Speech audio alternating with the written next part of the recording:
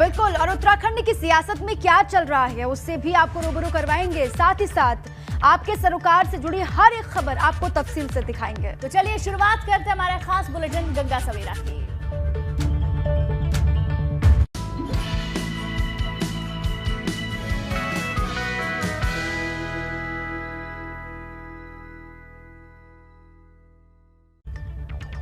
और गुंजन, आगे बढ़ते हैं। सबसे पहले बात करते हैं सीएम योगी आदित्यनाथ की। आज सीएम योगी अयोध्या के रामलला के दर्शन करने के लिए जा रहे हैं। अयोध्या में पहुंचेंगे, रामलला के दर्शन करने के लिए जा रहे हैं और यहां पहला मौका होगा जब यूपी की सत्ता संभालने के बाद दोबारा सीएम रामलला के दर्शन करने वाले हैं। बताया जा रहा है कि चैत्र रामनवमी मेले पर सीएम अधिकारियों के साथ बैठक करेंगे। बैठक से पहले भगवान रामलला और हनुमानगढ़ी में दर्शन पूजन भी करेंगे। और अयोध्या के कुछ वरिष्ठ संतों से भी सीएम मुलाकात करेंगे। जिला प्रशासन तैयारियों में जुटा हुआ है।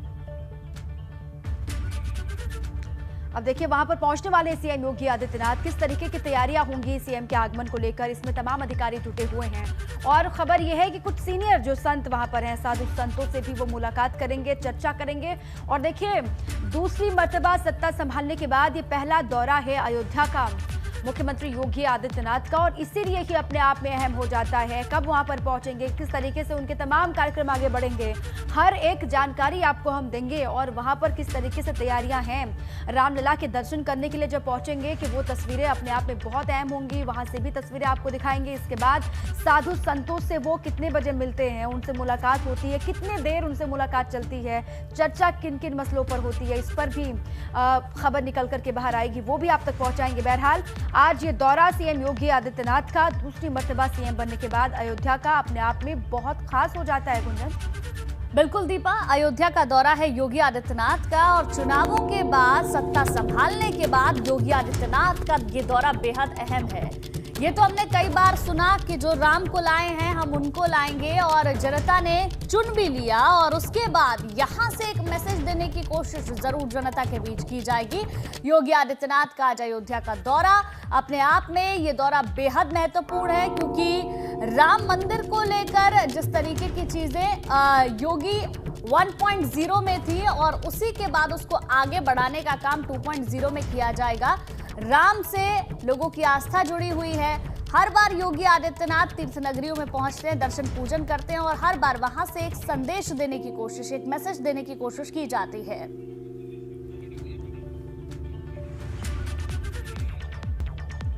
सीएम योगी इन दिनों फुल एक्शन में दिखाई दे रहे हैं। भ्रष्टाचार को लेकर उनकी जीरो टॉलरेंस वाली नीति अभी भी कायम है। दोबारा सरकार बनने के बाद सख्ती और भी बढ़ती हुई दिखाई दे रही है। बिल्कुल, लापरवाही और भ्रष्टाचार पर सीएम का जीरो टॉलरेंस कुछ इस कदर दिख रहा है। गाजियाबाद एसएसपी और सोनभद्र डीएम के बाद और भी कई अधिकारी सीएम के रडार पर हैं। और बड़े अधिकारियों में भी खलबली मची हुई है, हलचल है। बताया जा रहा है कि कई एसीएस भी सीएम योगी के रडार पर हैं। लापरवाही चलती रही तो इस दफे एसीएस भी नपेंगे, और पेपर लीक मामले में एसीएस माध्यमिक शिक्षा पर भी कई सवाल खड़े हो रहे हैं। और इसी क्रम में देर रात तक सीएम आवास पर गृह विभाग की बड़ी बैठक हुई। अपर मुख्य सचिव गृह अवनीश अवस्थी, मुख्य सचिव, डीजीपी और कई एडीजी रैंक के अधिकारी भी बैठक में मौजूद रहे। तो बड़ी बातें क्या रही हैं वो भी लगातार हम आपको बता रहे हैं। यूपी की कानून व्यवस्था की सीएम ने समीक्षा की है। लॉ एंड ऑर्डर सबसे बड़ा मसला। सीएम योगी ने गृह विभाग की बड़ी बैठक ली। अपर मुख्य सचिव अवनीश अवस्थी बैठक में मौजूद रहे, और डीजीपी और कई एडीजी रैंक के अधिकारी भी कहा जा रहा है कि इस बैठक का हिस्सा बने।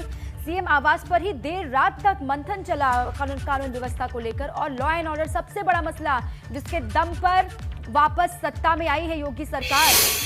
और इसीलिए देखिए, लॉ एंड ऑर्डर पर एक बार फिर से वही वाला रवैया योगी आदित्यनाथ का दिखाई दे रहा है जो 1.0 में था, और वही बरकरार है। अभी उन्होंने फीडबैक लिया होगा, जाहिर सी बात है, किस तरीके से आगे बढ़ना है, इसी को लेकर अधिकारियों से रिपोर्ट ली होगी। और शैलेश अरोड़ा हमारे संवाददाता ज्यादा जानकारी के साथ हमारे साथ लाइव जुड़ गए हैं। शैलेश, बड़ी बैठक हुई है और कहीं ना कहीं जिस तरीके से एक के बाद एक कार्रवाई हो रही है, योगी सरकार 2.0 में माफियाओं के खिलाफ, नकलखोरों के खिलाफ और भी ज्यादा सख्त नजर आ रही है। बिल्कुल, देखिए निश्चित रूप से कल देर रात तक मुख्यमंत्री आवास पर बैठक चली। उसमें अपर मुख्य सचिव गृह, एडीजी रैंक के तमाम अधिकारी, डीजीपी, एडीजी, एलओ सभी अधिकारी वहां पर मौजूद रहे और मंथन हुआ प्रदेश की कानून व्यवस्था के ऊपर।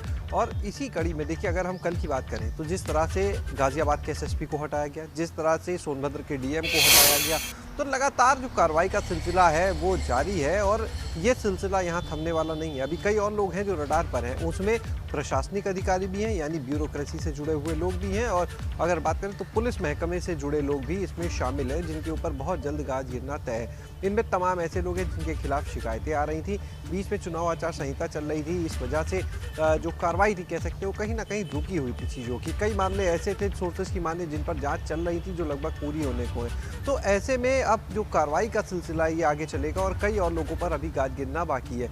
और इसकी वजह से जो खुद जानते हैं कि उन्होंने कहीं गलत किया है वो डरे भी हैं। उनको ये कहीं ना कहीं एक डर है कि पता नहीं उनका नंबर कब लग जाएगा, उनके ऊपर गाज कब गिर जाएगी, क्योंकि मुख्यमंत्री जो हैं वो मौजूदा जो आला अधिकारी हैं उनसे फीडबैक ले रहे हैं। जिनों को अगर किसी की जांच दी गई थी उनकी रिपोर्ट ली जा रही है और इसके आधार पर आगे की कार्रवाई की जा रही है। तो आप ये देखिए कि जैसे सोनभद्र के डीएम की बात करें तो सिर्फ हटाया नहीं गया बल्कि उनके खिलाफ डिसिप्लिनरी एक्शन के लिए भी कह दिया गया, आगे उनके खिलाफ जांच चलेगी। तो सख्त मूड है। बिल्कुल ठीक है शैलेश, और जिन अधिकारियों के लिए जैसी रिपोर्ट मिली होगी उसी आधार पर समीक्षा होगी और बहुत बड़े अधिकारी, बहुत बड़े बड़े रैंक के अधिकारियों पर भी कार्रवाई होगी, इससे भी गुरेज नहीं होगा। ये मैसेज भी साफ तौर से दिया जा रहा है। बहुत शुक्रिया आपका शैलेश, पूरी जानकारी विस्तार से देने के लिए। और वही समाजवादी पार्टी की ओर से सीएम के जीरो टॉलरेंस पर तंज कसा गया है। जी हां, समाजवादी पार्टी लगातार इसको लेकर कई तरह की बातें भी कर रही है। समाजवादी पार्टी की ओर से ट्वीट किया गया है, आपको दिखाते हैं ट्वीट में क्या लिखा गया है। सोनभद्र के डीएम और गाजियाबाद के एसएसपी को भ्रष्टाचार और लापरवाही के मामले में सस्पेंड किया जाना बेहद गंभीर और चिंता का विषय है। भाजपा राज में थाने, तहसील, कलेक्ट्रेट सब भ्रष्टाचार के अड्डे बन चुके हैं और मुख्यमंत्री की अपराध के प्रति जीरो टॉलरेंस की नीति महज एक दिखावा है। ये समाजवादी पार्टी का ऑफिशियल ट्विटर हैंडल है जिससे ये ट्वीट किया गया है और जिसमें साफ तौर से जीरो टॉलरेंस वाली नीति जो भाजपा की है या फिर सरकार की आप कह लीजिए, योगी आदित्यनाथ की कह लीजिए, उस पर सीधे ये निशाना है और ये कहा जा रहा है कि महज ये दिखावा है। जबकि इस तरीके से अधिकारियों पर ही जब कार्रवाई हो रही है, डीएम पर सोनभद्र के, गाजियाबाद के एसएसपी को जो सस्पेंड किया गया है, वो ये बताता है कि क्या स्थिति है उत्तर प्रदेश में लॉ एंड ऑर्डर की और अधिकारियों पर कार्रवाई हो रही है। तो इससे आप समझ लीजिए और साफ तौर से ये निशाना जीरो टॉलरेंस की नीति पर। तो समाजवादी पार्टी की ओर से ये एक ट्वीट किया गया है जिसमें कि जिस तरीके से योगी आदित्यनाथ जीरो टॉलरेंस की नीति को अपनाए हुए हैं उस पर निशाना साधते हुए समाजवादी पार्टी नजर आई है। और अब बात पेपर लीक कांड की करते हैं। पेपर लीक कांड में प्रशासन की कार्रवाई लगातार जारी है। अब तक 22 लोगों पर शिकंजा कसा जा चुका है। वहीं जिस बलिया से पेपर लीक हुआ उसके डीआईओएस ब्रजेश मिश्रा को लेकर बड़ा खुलासा हुआ है। और देखिए, खुलासा यह है कि ब्रजेश मिश्रा के पास अकूत संपत्ति का खजाना है।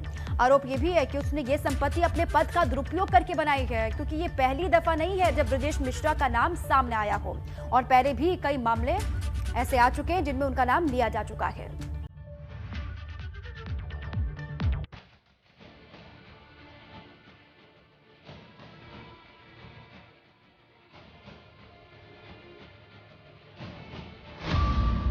पेपर लीक कांड में बड़ा खुलासा, बलिया के निलंबित डीआईओएस के पास निकला दौलत का खजाना।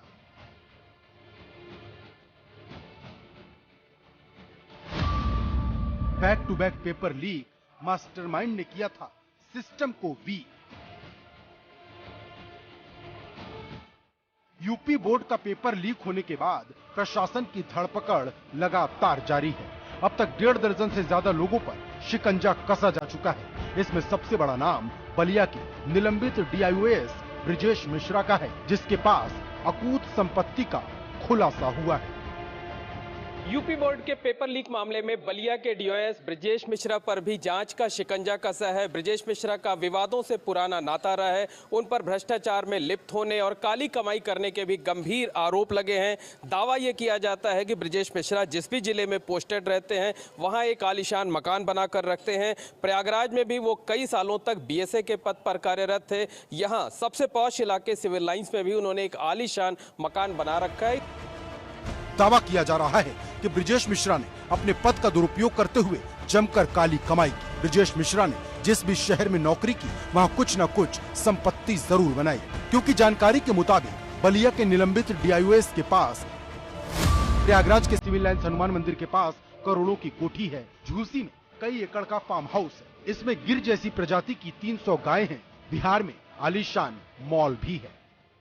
अंदर का जो नज़ारा है, जो तस्वीरें हैं, वो देखकर अंदाज़ा लगाया जा सकता है कि कितना कीमती, कितना आलीशान ये मकान है। और निश्चित तौर पर कहा जा सकता है कि इस तरीके के मकान जो है वो साधारण कमाई से नहीं बनाए जा सकते। निश्चित तौर पर कहीं ना कहीं भ्रष्टाचार का मामला होगा, अकाली कमाई करने का मामला होगा। और ब्रिजेश मिश्रा का तो इस विवाद से लगातार गहरा नाता रहता है और आरोप ये लगता रहता है कि वो जहाँ भी, जिस भी जिले में पोस्टेड रहते हैं, वहाँ इसी तरीके के मकान खड़े करके रखते हैं। जौनपुर में भी उनके मकान बनाए जाने की सूचना है, लखनऊ में भी उनका एक आलीशान मकान है, बलिया जिले में भी जहां वो रहते हैं वो एक आलीशान मकान है। और प्रयागराज के इस मकान को देखकर अंदाजा लगाया जा सकता है कि ब्रिजेश मिश्रा किस तरीके से भ्रष्टाचार में लिप्त रहते होंगे। इस मामले में ब्रिजेश के खिलाफ आय से अधिक संपत्ति की जांच भी शुरू हो सकती है, लेकिन मुद्दे की बात यह है कि क्या ब्रिजेश मिश्रा पर कोई सख्त कार्रवाई होगी, क्योंकि ब्रिजेश मिश्रा पर आय से अधिक संपत्ति के मामले में एक कार्रवाई पहले भी हो चुकी है। प्रशासन के आदेश पर उसके ठिकाने पर छापा भी पड़ा था, लेकिन कुछ नहीं मिला। वहीं सवाल पेपर लीक मामले पर हो रही सियासत का भी है, क्योंकि अभी तक सिर्फ विपक्ष सवाल उठा रहा था, लेकिन अब सिस्टम के फेलियर पर मेरठ से भाजपा के सांसद राजेंद्र अग्रवाल ने भी सवाल उठा दिए। योगी जी कानून व्यवस्था की दृष्टि से या इस प्रकार के अपराधियों के खिलाफ सख्त कार्रवाई करने के लिए उनका यश भी है, वो प्रसिद्ध भी है इस बात के लिए। और जो हुआ, बेशक कोई न कोई बड़ा एक ऐसा कोई नेटवर्क है, लोगों ने खड़ा कर रखा है जो इस काम को करता है। सख्त कार्रवाई होगी, सख्त से सख्त कार्रवाई होगी। हालांकि सूबे की सरकार नकल माफिया पर एकदम एक्शन में है। इसमें शामिल सभी के खिलाफ रासुका के तहत कार्रवाई करने की तैयारी है। प्रयागराज से मोहम्मद मोइन के साथ bureau report, ABP Ganga.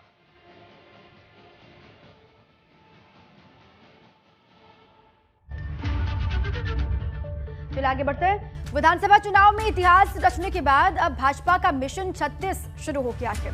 MLC चुनाव में जीत के लिए भाजपा ने तैयारी तेज कर दी है। आज मुख्यमंत्री योगी आदित्यनाथ MLC चुनाव के मद्देनजर ग्राम प्रधानों और BDA सदस्यों के साथ वीडियो कॉन्फ्रेंसिंग के जरिए संवाद करेंगे। उनसे बातचीत होगी और उनसे जानकारी ली जाएगी। दोपहर 12 बजे का वक्त है। मुख्यमंत्री वीडियो कॉन्फ्रेंसिंग के जरिए संवाद करने जा रहे हैं। और आपको हम ये भी बता दें कि अब तक 9 सीटों पर निर्विरोध भाजपा उम्मीदवार का निर्वाचन हो चुका है। अब कुल 27 सीटों पर 9 अप्रैल को चुनाव होना है और इन 27 सीटों पर किस तरीके से फतेह हासिल करनी है, इसके लिए पूरा रोड मैप तैयार किया जा रहा है और पूरा फोकस MLC चुनाव पर भाजपा का। विधान परिषद में भी दबदबा किस तरीके से कायम किया जाए, इसीलिए लगातार रणनीति भी बनाई जा रही है, मंथन भी हो रहा है। और ये बड़ी बातें क्या हैं इसकी, वो भी आपको बता रहे हैं। भाजपा का मिशन 36 है क्या, उसको भी समझ लीजिए। भाजपा ने पूरी ताकत यहां पर लगा दी है। आज CM ग्राम प्रधानों और BDC मेंबर्स से बैठक करने वाले, एक तरीके से संवाद उनका होगा वीडियो कॉन्फ्रेंसिंग के माध्यम से।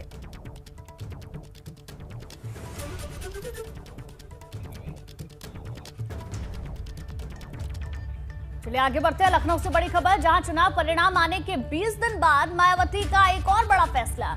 आगरा जिले के बसपा नेता व प्रत्याशी रवि भारद्वाज पार्टी से निष्कासित कर दिए गए हैं। अनुशासनहीनता के चलते पार्टी से उन्हें निष्कासित किया गया है। बसपा जिला अध्यक्ष धीरज बघेल ने इसकी जानकारी दी है। ये बड़ी जानकारी आपको दे दें, यूपी में जिस तरीके से हार का मुंह बसपा को देखना पड़ा, करारी हार हुई और उसके बाद आगरा के पूर्व उम्मीदवार रवि भारद्वाज को निष्कासित किया गया है। अनुशासनहीनता की वजह से पार्टी से निष्कासित किया गया है, ये वजह बताई गई है और बड़ा फैसला लिया है। चुनावों में हार के बाद मायावती ने कई बार प्रेस कॉन्फ्रेंस की और कुछ प्रेस नोट भी जारी किए, जिसमें उन्होंने अपनी हार को लेकर भारतीय जनता पार्टी को भी जिम्मेदार ठहराया और समाजवादी पार्टी को। ये बातें भी कही गई कि बी टीम के रूप में प्रचार किया गया, इसकी वजह से बसपा को हार का मुंह देखना पड़ा। उसके बाद कुछ बदलाव भी बसपा में किए गए और अब एक और फैसला लिया गया है, जिसमें कि अनुशासनहीनता की वजह से रवि भारद्वाज आगरा से पूर्व उम्मीदवार को निष्कासित किया गया है।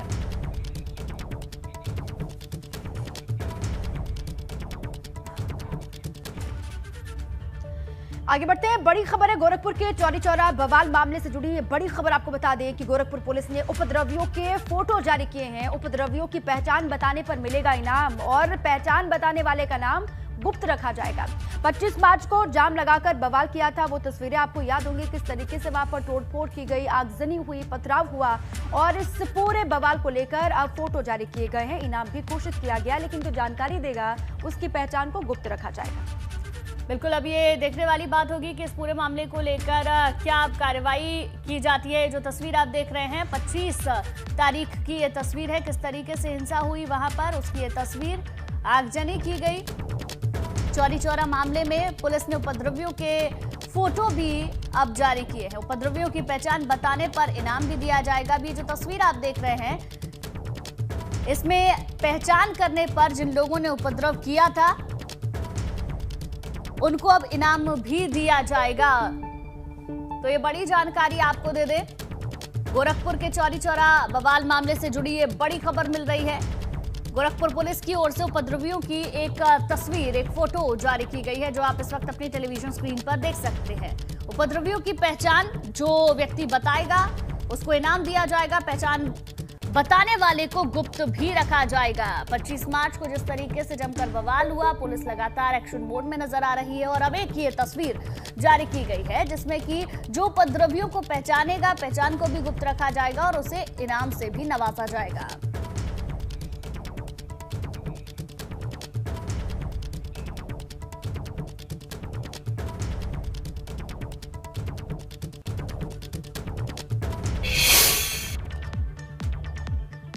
अब आपके लिए एक बहुत जरूरी खबर है। अगर आप आज दिल्ली से मेरठ एक्सप्रेसवे से जाने की सोच रहे हैं तो ये खबर आपको जरूर देखनी चाहिए। दिल्ली मेरठ एक्सप्रेसवे पर आज से अब टोल देना होगा। बिल्कुल, अभी तक का जो सफर होता था वो मुफ्त होता था, लेकिन अब वो खत्म हो गया। गुरुवार आधी रात में फ्री सेवा पूरी तरीके से खत्म हो चुकी है। साथ ही साथ बिना फास्टैग वाले वाहनों को दोगुना भुगतान करना होगा। जी हां, राष्ट्रीय राजधानी दिल्ली मेरठ एक्सप्रेसवे के जरिए पश्चिमी उत्तर प्रदेश जाना आज से महंगा होने जा रहा है। और देश की राजधानी के साथ साथ एनसीआर के आधा दर्जन शहरों को जोड़ने वाले इस एक्सप्रेसवे पर वाहन चालकों को आज 1 अप्रैल से टोल लगेगा। अब सीधा असर इसका आपकी जेब पर पड़ेगा। आपकी जेब और भी ढीली होने वाली है। आज से सफर आपका महंगा हो जाएगा। 4 जिलों को जोड़ने वाले टोल पर 8% चार्ज बढ़ गया है, ये आप जान लीजिए। और एनएचएआई ने टोल टैक्स में 10 से 65 रुपए तक बढ़ाए हैं। और आज से यूपी में एमएसपी पर गेहूं खरीद की शुरुआत होने जा रही है। न्यूनतम समर्थन मूल्य 2015 रुपए प्रति क्विंटल पर गेहूं की खरीद आज 1 अप्रैल से शुरू होगी। बिल्कुल, जो किसान एमएसपी पर गेहूं बेचना चाहते हैं उन्हें उत्तर प्रदेश की खाद्य एवं रसद विभाग की वेबसाइट पर अपना पंजीकरण यानी कि रजिस्ट्रेशन कराना होगा। खरीद के लिए 6000 केंद्र स्थापित किए गए। और देखिए, आज से इसकी शुरुआत होने जा रही है। आज से गेहूं की खरीद होगी एमएसपी पर। यूपी में आज से शुरू होगी गेहूं की खरीद। एमएसपी पर गेहूं की खरीद शुरू हो जाएगी और इसके साथ ही किसानों को रजिस्ट्रेशन कराना होगा। गेहूं बेचने के लिए रजिस्ट्रेशन जरूरी होगा, बिना रजिस्ट्रेशन के वो नहीं बेच सकते। खाद्य रसद विभाग की वेबसाइट पर रजिस्ट्रेशन करवा सकते हैं।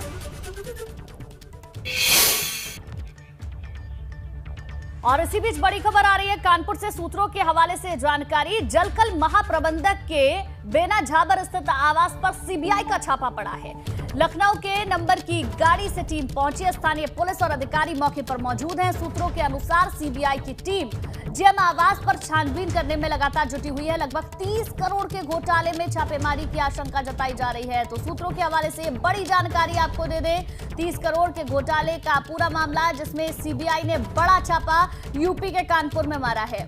अब जैसे जैसे आगे कार्रवाई बढ़ती जाएगी, छापेमारी में क्या सामने आता है देखने वाली बात होगी। जलकल के महाप्रबंधक के घर पर सीबीआई ने यह छापा मारा है। सूत्रों के हवाले से यह बड़ी जानकारी सामने आई है।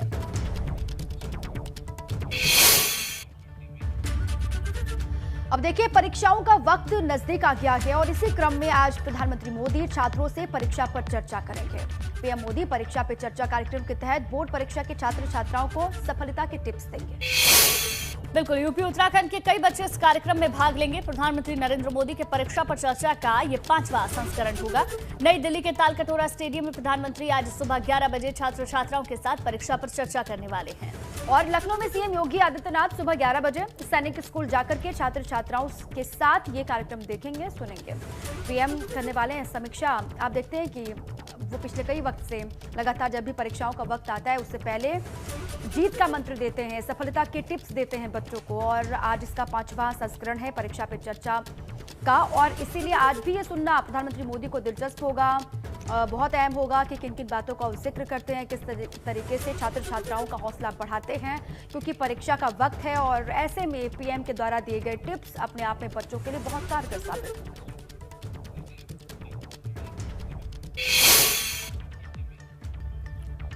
और कुछ वक्त पहले तक धर्मनगरी काशी से वैष्णो देवी जाना बहुत लंबा पड़ता था, लेकिन अब ये सफर जो है वो आसान होना है काशी वासियों के लिए भी और पूर्वांचल के लोगों के लिए भी।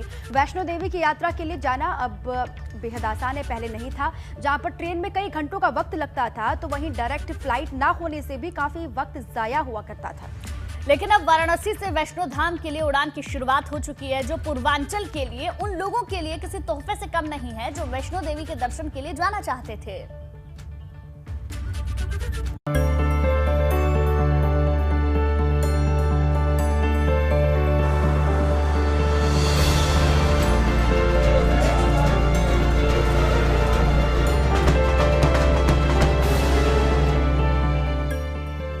पूर्वांचल का पुष्पक विमान, काशी से कटरा तक उड़ान।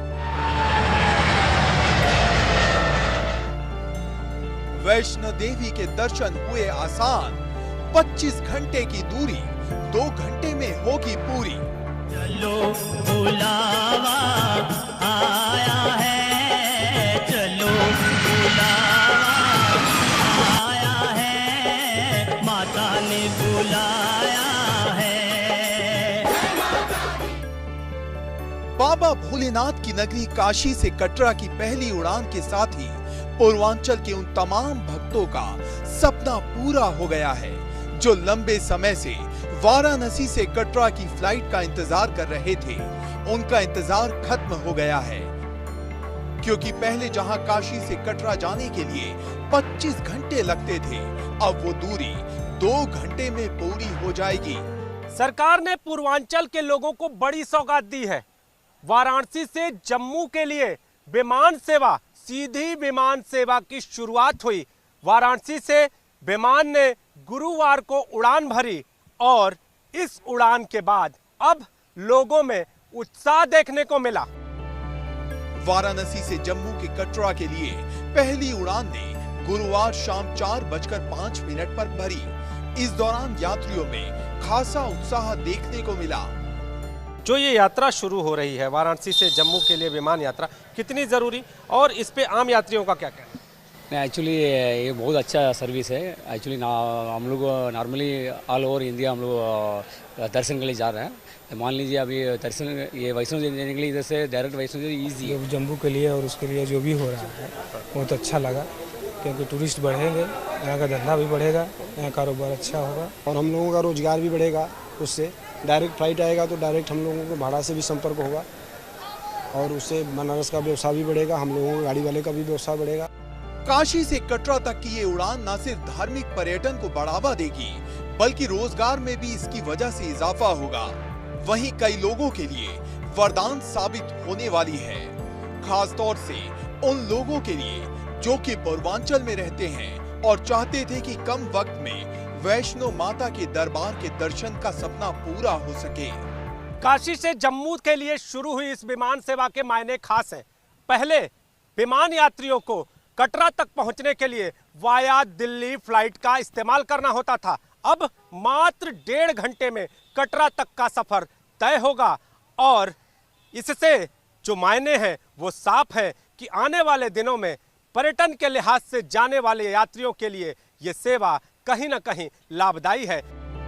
गौरतलब है, केंद्र की मोदी सरकार और राज्य की योगी सरकार लगातार ये कोशिश कर रही है कि धार्मिक पर्यटन वाले शहरों के लिए पहुंचने की राह आसान की जाए।